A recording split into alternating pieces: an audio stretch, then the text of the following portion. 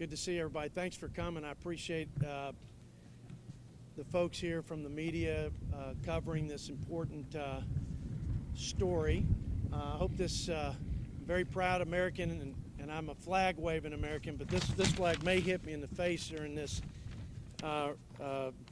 press conference. So I'm gonna pull over here to the side, or ask that somebody scoot the flag where I'm not whipped in the face while I'm trying to tell folks what's going on out here in Abilene. Thank you. Or you can put it behind me. That'd be good. You can still see it, but then it's not hitting me.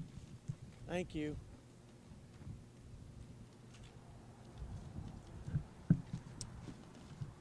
Greg, good to see you.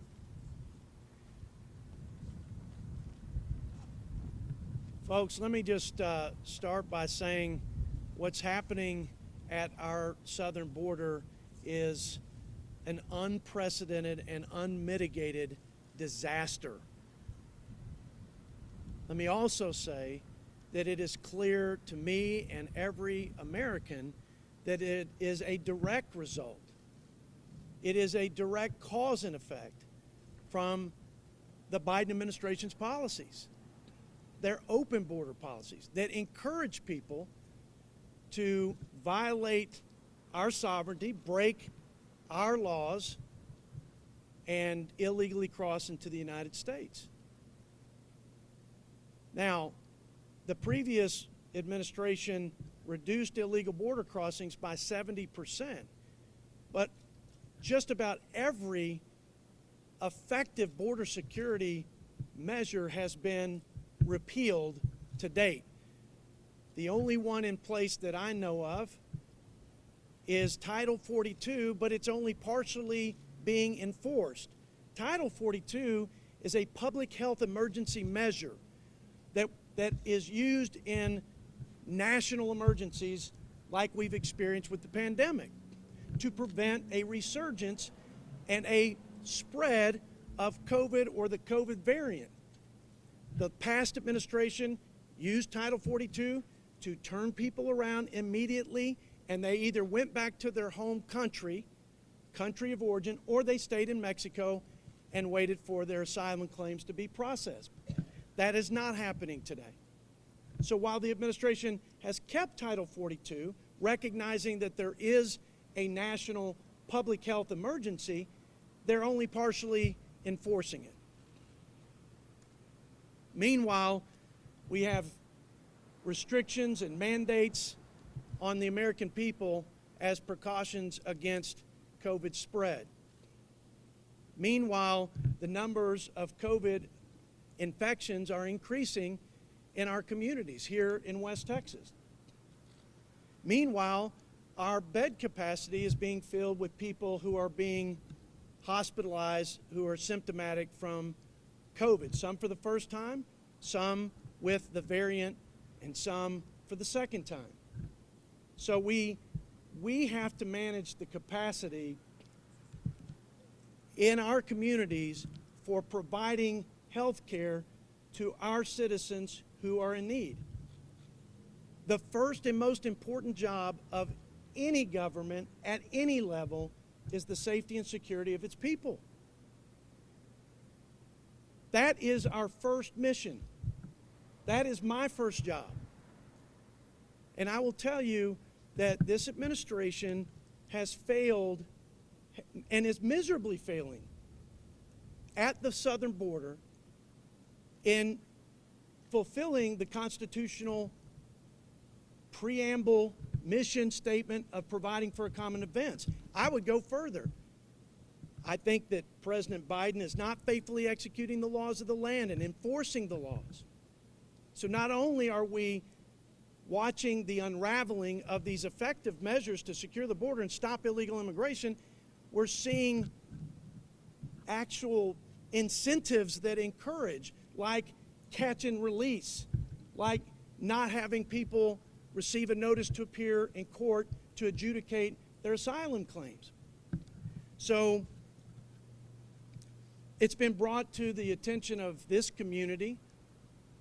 Unfortunately, nobody that I know of locally in the surrounding area, not county judges, not county commissioners, not the mayor of Abilene, not me, not our state reps, not our governor, was aware that people are being flown in from all across the country, and some are being detained at a facility in Jones County. And by the way, the law says if you come here illegally, you are to be detained until your case is adjudicated. If you have legitimate asylum claims, you stay and you're welcome. If you don't, then you must be deported. That's not happening. So we don't have the numbers. I met with the ICE officials and some of the county officials there in Jones County, and I went to the Blue Bonnet detention facility, and I can tell you I got very little answers from my basic questions. Who are you releasing?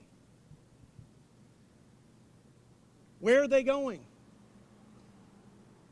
How many COVID positive illegal immigrants are you releasing into our community? How many criminals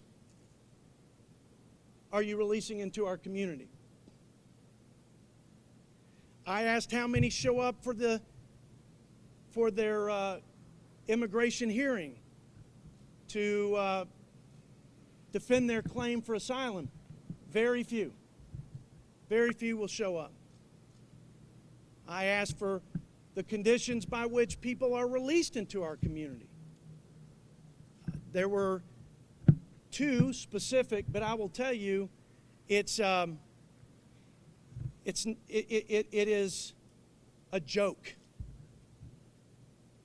because none of it can be verified. If you tell the ICE agents that you are from a country that is on the list of non-cooperative countries, say Venezuela or Cuba, your chances are almost 100% you'll be released. When I ask, how many do you verify are in fact from Cuba or Venezuela, when they tell you that? Zero.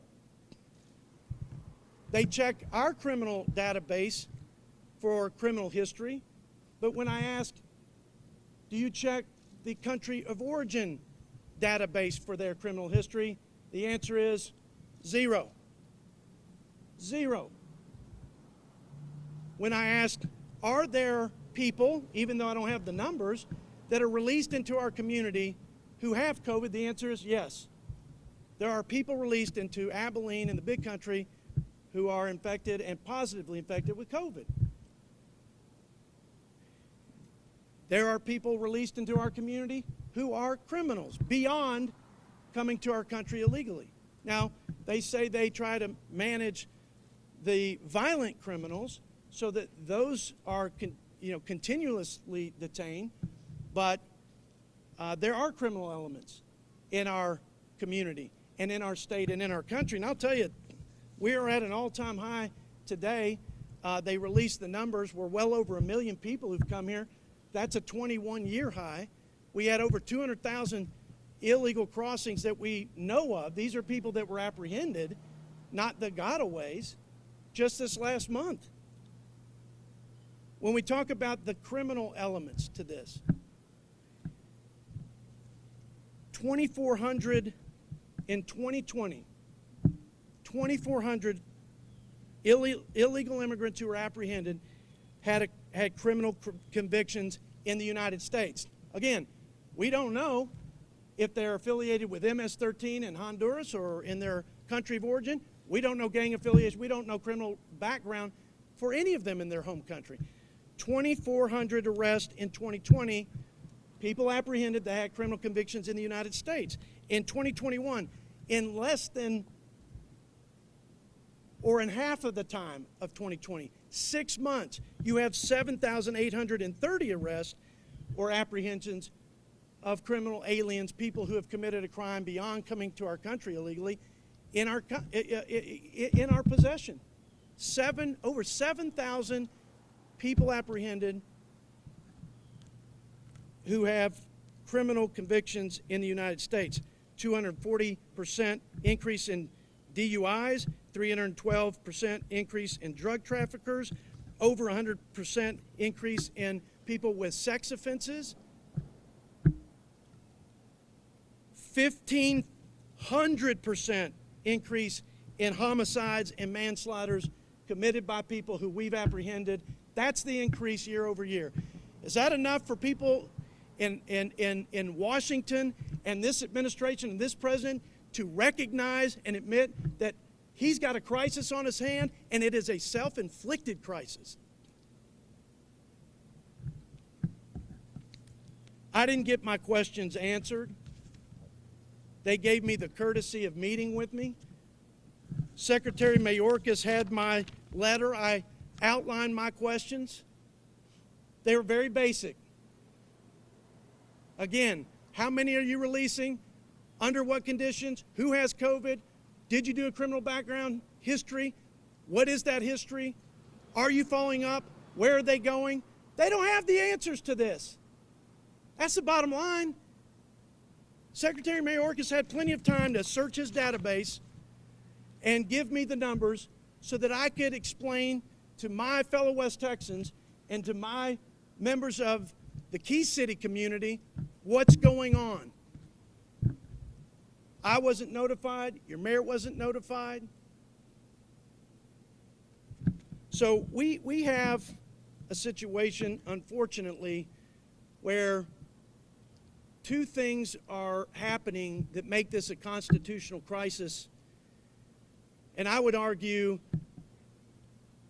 a situation where the state of Texas has to exercise its sovereign powers, its state right to defend its citizen, its border, the safety and security of Texans. Because it's not happening. I don't suspect it will happen. I don't expect any change of posture and policy from this administration. The vice president is a supposed border czar. She is the open border czar. She has admitted. She raised her hand. I didn't raise her hand for her when asked during the presidential campaign, what's your position on illegal immigration? She said we should decriminalize it. We should give them free health care. And we should catch and release. And we're seeing everything come to fruition that she told us during the election. Got to hand it to her. She told us exactly what she would do if she were placed in a position of authority.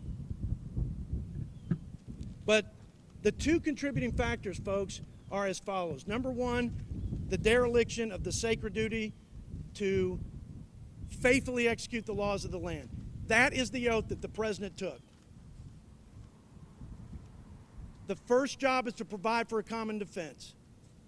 The other contributing factor is that these policies not only undermine our security and the safety of our citizens, not only do they aid and abet the abuse of vulnerable people who are now willing to take the dangerous journey because we've got a neon sign that says we have open borders, but they are actually enabling the drug cartels who are in control of all of it. Be clear. The United States government's not in control of the border. Mexico's not in control of the border. The drug cartels, military capable, extremely organized and sophisticated, not a single person or product crosses that border that doesn't go through the narco-terrorist cartels' hands. So you got a real constitutional crisis here, folks. You've got a real humanitarian crisis. You've got a security crisis, and with COVID, you've got a public health crisis. And this is what we're getting from our administration. Catch and release, no accountability, no notification of our local leaders, no idea where these folks are going to go, what they're going to do, no clue as to what their criminal history is, and no way to verify whether they're from Honduras or Venezuela, whether they're affiliated with the gang, or whether they owe the cartel that got them over here. I would submit to you that a scary reality is our federal government under this administration is actually enabling the network of cartel affiliates throughout the United States to only further inflame the drug epidemic that we have that is killing thousands, tens of thousands of Americans. They just had the largest seizure of heroin along the southern border in California just yesterday.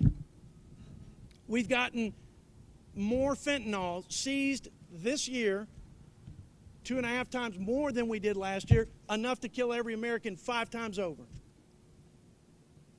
So you've got a dereliction of duty.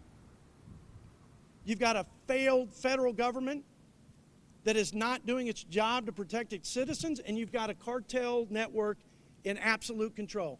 Now, if that's not a crisis, I don't know what is. And as I said, I don't see President Biden changing his policies. I don't see him changing his posture. I've been talking about this from the outset, from the first unilateral action to unwind the effective policies that actually reduced illegal crossings and secured our border. Every administration, there's been no perfect solution.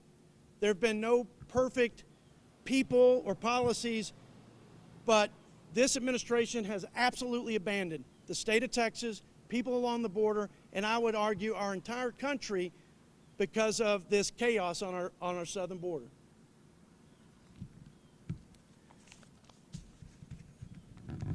I think I've said enough. I think you get the point. I'm going to keep pushing back. I'm going to keep fighting. I'm going to keep pressing and holding this administration accountable, and I'm going to demand that every question that I'm asking and that you ask me, that I'll ask on your behalf, is answered. There was plenty of time for this administration. I know that Secretary Mayorkas got my letter, and I made it clear when I said cease and desist.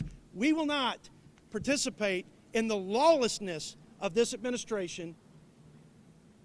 We will not aid and abet this criminality and this unconstitutional dereliction that has enriched and empowered the cartels that are in control of our southern border right across the border, the river, from the great state of Texas.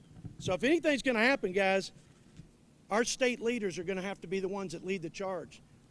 Article 4, Section 4 of the Constitution is very clear. The federal government guarantees to each and every state protection against an invasion.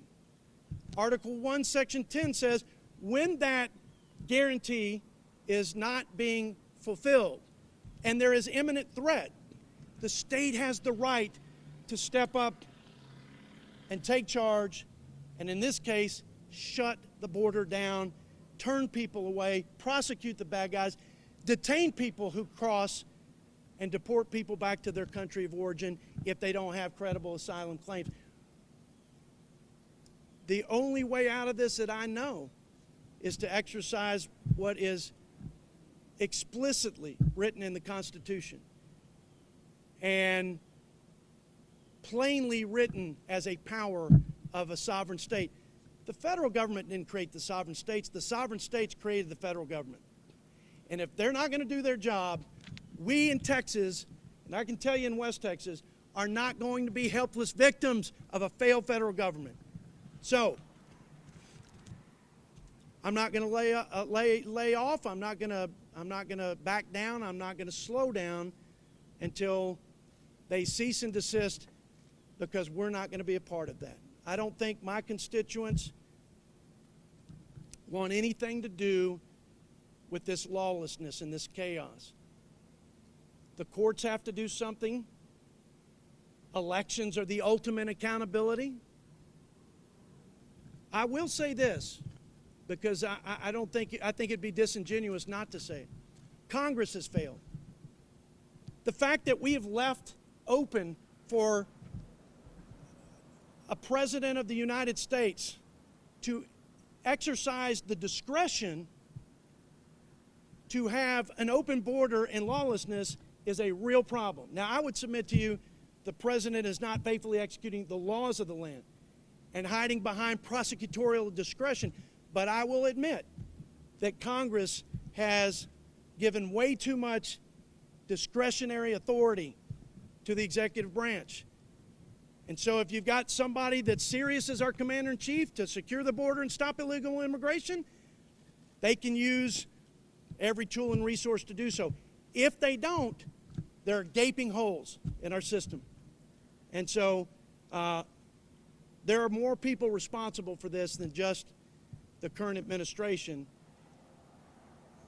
It's just that there's no will or desire to prioritize our citizens and restore rule of law. I see none of it, and I don't see it changing. So with that, I'll take questions.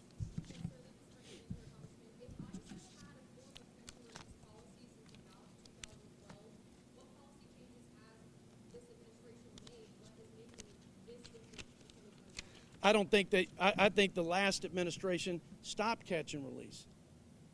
I think the last administration, look, the proof's in the pudding. 70% reduction of illegal crossings. Was it perfect? No, because like I said, it's a dysfunctional system that is the product of the sausage making of Congress and the lack of political courage of Congress. Okay? But the last president, President Trump, used every tool from stay in Mexico, safe third country, holding accountable sanctuary cities, making sure people had a notice to appear, shoring up the asylum claims that are, quite frankly, a joke. The first line of screening is, are you afraid? If you're afraid and you tell me you come from a certain country, we're going to release you. No verification. No way to know if you were a criminal or a gang member. That's how low the bar is. So this president has again showed that there's no will. Where there's a will, there's a way. President Trump demonstrated that. And I'm not here to promote President Trump or just because he's a Republican president. I'm just simply pointing out that he proved that where there's a will, there's a way. And there's no will in this administration to enforce our laws and secure a border. And that's evident. That's evident by the 200,000+ people, which is about 400+% increase just the last month. We've had over 1 million people come. You heard the numbers of criminal aliens that have been apprehended.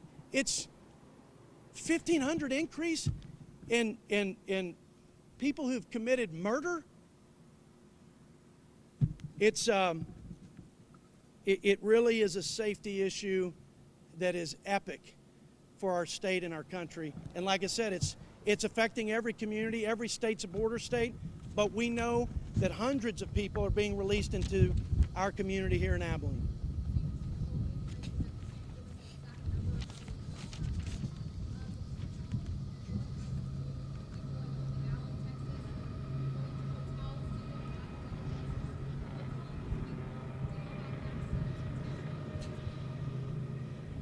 Yeah, so sorry for the background noise, but look, the facility in Jones County is part of our law and order. It's to detain, to have the capacity to detain is part of law and order. I support the judge there. I support that community. It's a good patriotic service to our country to be able to detain people who are here illegally until they have their day in court. And they told me about their COVID protocols there. But they still release people that are testing positive. They can bond out. If you smoke, if you have asthma, if you're diabetic, if you have any number of comorbidities, you got your pass into the greatest country in the world without any accountability. You may get a notice to appear in court. Rarely does anybody show up for that. And when they do show up, most people are rejected because they didn't have legitimate asylum claims. That's the data that we have all across the southern border at CBP and at ICE. So You know, if the asylum policies are weak, the bar's low, if you've got asthma, if you are, I'll just stop. I'll stop. I've got so many things from the notes that I took during my meeting. It's just it's a disaster. And you know what? It's not the ICE agents' fault. I feel horribly bad for them and their families. They're risking their lives to enforce the law. They signed up to be law enforcers, and now they have to be a part of this lawlessness. Border Patrol agents, those guys risk their lives, but they're not on task in their security mission because they have to provide social services and process families. See, the market is very efficient in Central South America, and oh, by the way, 160 countries around the world. That's where people say, are they coming from Honduras? Are they coming from El Salvador? 40% are coming from countries outside of that hotspot. And they're coming from 160 different countries because we've put out the memo, come one, come all, it's a free-for-all at the border. We say, make sure and bring a child, so you got drug cartels lining up children as passports. We say, make sure you got asthma or you're a smoker. Smoke if you got them, you got a free pass into our country.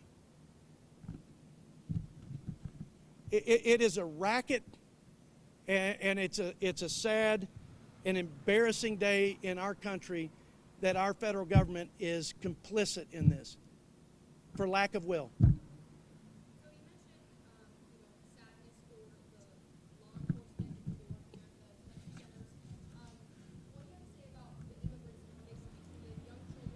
With dignity, with dignity, with dignity. We're Americans. Now, as Americans, we welcome the freedom-loving, God-fearing immigrant that wants to make America their home, but only if they respect our laws, our sovereignty, and the safety and security of our citizens. That's how it works. We're a nation of immigrants, we're a nation of laws, and we make up 5% of the total world population in the United States. And yet we have welcomed 20% of the entire global immigrant population. Don't ever let anybody tell you that America is not the most compassionate country when it comes to immigrants. But what is happening now is like I said, chaos, lawlessness, and it is an abomination of the Constitution, which is clear about our sovereign borders and the safety of our citizens. It is abundantly clear. We can debate tax policy, we can debate health care policy, and the role of government in just about anything. There's no debate here. There's no debate. It's a failure. And like I said, the only thing I know, I introduced U.S. Resolution 50, and I have members of Congress from 25 states in the country, basically just reaffirming the state's sovereign power to protect its citizens, enforce the law, prosecute the bad guys, deport people who are here without legitimate asylum claims. Yes, ma'am. They have roughly 1,000 currently.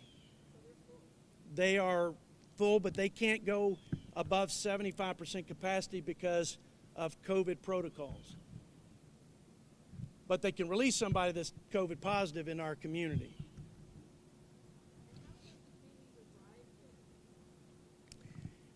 They're flying people here. They're busing people. The folks that are at that facility, and again, I'm for rule of law, which means I'm for apprehension, I'm for detention, I'm for giving refuge to folks who have credible asylum claims, and I'm for deportation for those who don't. So let's make sure we don't mix messages here. This is a facility that is offering capacity to detain people as opposed to let them go anywhere in the country they want, which is in fact what's happening, with no monitoring or follow-up. You know, again, I asked some basic questions and for some basic numbers, and I couldn't get them. And I told them that they will hear from me regularly, and that I will be a thorn in their side until I get the information that my people need. And that's kind of where we left it. You know, again, the folks at the detention facility, our ICE agents, our Border Patrol agents, I mean, their hands are tied. I mean, they have been rendered powerless to do their job by this administration. It was very clear. You know, the field office that is basically half of Texas and up through Oklahoma, these are the field agents responsible for the community of Abilene and the big country. They led the country just a year ago in arrests, in detentions, in deportations, in prosecutions, and now look at them. This is what they've been reduced to by the policies of this administration.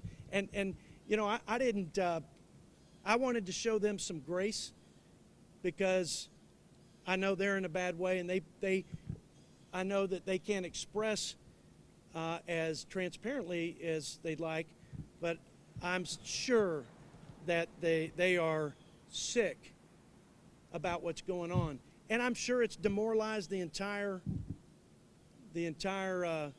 agency on ICE and CBP and the whole lot of them.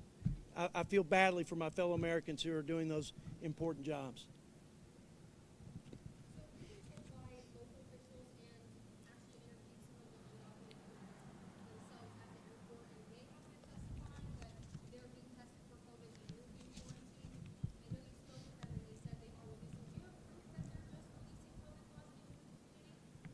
Well, I'm just going to take them at their word, since they didn't give me a whole lot of other information, that when they were willing to tell me that people are released who have COVID. And I said, how does that happen?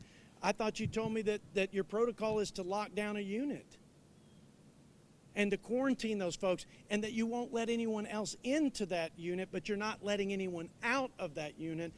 And that is, in fact, what happens. But it's also true that people can bond out, and other ways and other means can be released with COVID. Now, there's a protocol where they're supposed to call some county officials. Which county official did they call? I've called them. I haven't had anybody tell me they got a call. So if that's the protocol, I haven't met anybody. So they have protocols within the unit, but the Biden administration, not the blue bonnet policy, the Biden administration policy is that people who are criminals, people who are infected with COVID, are being released into your neighborhoods. And by the way, there are murderers and rapists and drunk drivers and drug traffickers who are in prison in our district in Post, Texas, criminal aliens solely, and in Big Spring. I also learned that these folks are, after they serve their time at the taxpayer cost, they are turned over to ICE. They do their best to keep the violent criminals detained, but they can't keep everybody detained. My question is, how can somebody cross into our country illegally, commit any crime, serve their time at taxpayer expense, and then have any other repercussion besides being deported to their country of origin? I don't understand that one either. There's a lot of things that are disconcerting, to say the least.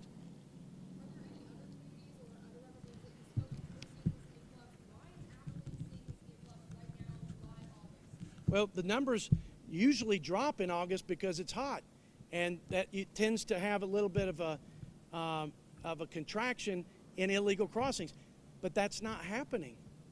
And in fact, we know that 12,000 have been processed and released who were sent back to Mexico to stay in Mexico to be processed under the Title 42 public emergency order.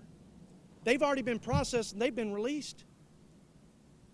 So it's beyond broken, and it's about as reckless as I've ever seen a government official and a government administration operate within.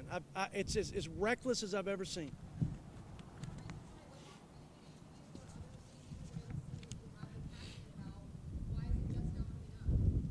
Well, that's a great question. I'd love to have the answer to that. I do think when they launched the Blue Bonnet facility, there was probably some information about what was going to happen and the process there and how they operate. But like I told them, that they may have had it, but I don't know who got that memo. I didn't. We're talking about hundreds a month from one source. Hundreds released into this community a month. Not 50, like has been reported. And so we'll get to the bottom of it. I'm going to keep pushing back and demanding that they cease and desist. And as long as I'm here on your behalf, I'm going to push back on it. I think it's bad for the country. I'd like it to stop everywhere. But this is the district I'm responsible for. You're the people that I'm responsible for serving and protecting. And that's, like I said, the most important job I have. And I'm raising hell with everybody up and down the chain until I get answers and until I get the action that will keep my folks safe in my community. And I made that clear today. And when you interview them, I want you to ask them, was it clear what Jodey said to you about what would happen if you don't cease and desist in my district? I'd like to hear their response to validate what I'm telling you. I don't think anybody left there unclear about. And Mr. Mayorkas, I got a message for our secretary who says everything's under control. We're making great strides. I will be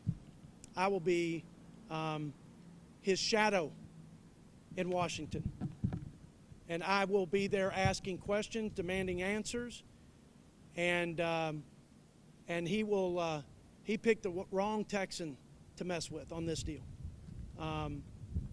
Again, I feel horrible for my country, but my responsibility is District 19, people of West Texas, people of big country, and I'm not letting him off. I'm not letting him up. I'm not letting him up. Yeah, I'll be breathing down this secretary's neck until we get something done about it. I'm trying to be polite. I'm trying to be very polite. I'm outraged, and I'm worried, guys, that something's going to happen in our community. It just takes one incident. Somebody gets hurt. Somebody gets hurt.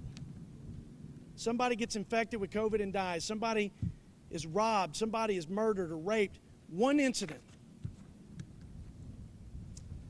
So I'm going to do everything I can to make sure it doesn't happen. Okay, that's the bottom line.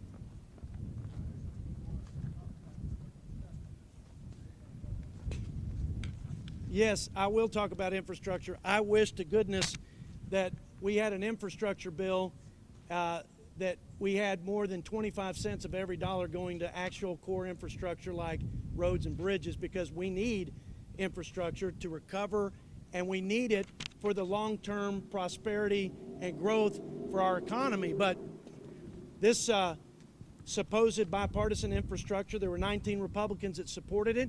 It's too broad, it's too expensive, and it's too progressive. That we don't need Green New Deal. We need roads and bridges. We need highways and byways. We need waterways. We need ports. We have 4 times the amount of money in this bipartisan bill towards public transit that doesn't pay any into the kitty so that we can support our infrastructure throughout the United States. It's an interstate commerce mission. It's a partnership with states. But you got electric vehicles that don't pay anything into the kitty. So, sir, I just think it's a bad bill. I think the policies are bad. And here's the thing.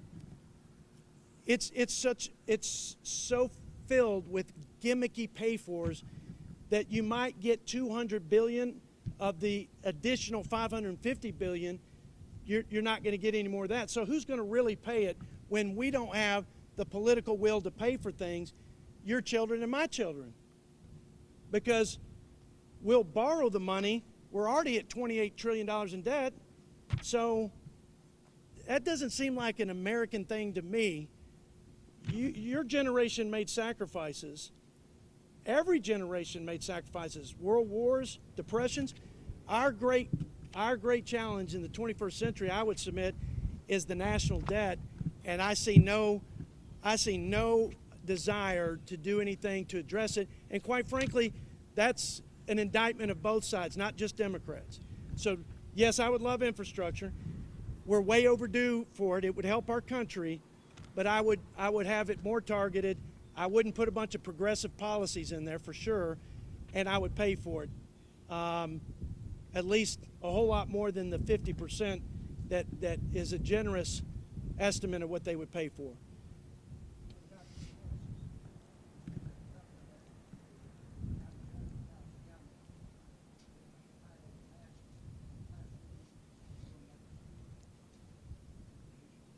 Well, if you follow the science, the kids don't get infected and have symptoms and have risk of hospitalization anywhere near what adults have. So they're relatively, I would say, relatively safe. I certainly don't want the federal government to be involved in mandatory protocols and restrictions. I think that should be done at a local level. I think every American knows as much as we know today about COVID. We've got therapies that are better. We've got a vaccination. If you feel like your risk profile and your level of vulnerability is such that you want a belt and suspenders and you want to wear a mask, as you are here today, then I support your God-given right and freedom as an American to do that. But I'm not letting Anthony Fauci direct any of my folks to do things when, number one, there's been nothing but flip-flops from day one. I recognize this is new. But number two, every community is different, every individual and family is different. I would just suggest we exercise our responsibility along with our freedom, consult with our doctors, and do what's best for your family. But it's a serious issue. I think that this variant and the resurgence is a serious thing that every West Texan and every American should take inventory and do what's best. We don't need more federal mandates, and we certainly don't need the disastrous shutdowns that have put us in a position where, we've spent already trillions of dollars. We got 9 million jobs opening, but my Democrat colleagues are willing to pay people more to be on unemployment than to be back at work. Another cause and effect from the Biden administration policies that are hurting our ability to recover. But I don't want to get, I'm here to talk about this issue. I appreciate your questions. I'm happy to stay and answer any questions that you've got.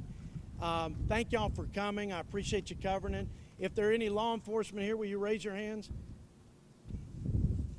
God bless our law enforcement. Thank you for keeping us safe. And we pray for your safety. And we respect what you do. We respect your mission. And in West Texas, you guys are heroes.